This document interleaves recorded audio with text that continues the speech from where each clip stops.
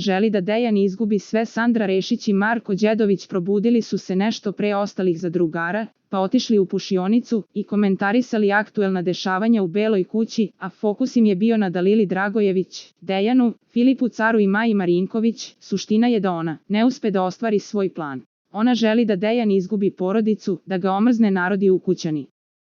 Jeste da nisu bili savršeni porodični odnosi, ali nećemo pričati o percepciji klinca, govorio je Đedović. Neće, potvrdila je Sandra, ali ako se ne pomire Dalila i Car, ništa interesantno neće biti.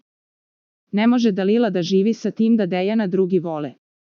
Ali od ljubavi Cara i Maje nema ništa, on se nje plaši, nastavio je da komentariše Đedović. Za najnovije vesti iz realitija i estrade kliknite subscribe, like i zvonce. Svaki dan najnovije vesti, zato nas zapratite.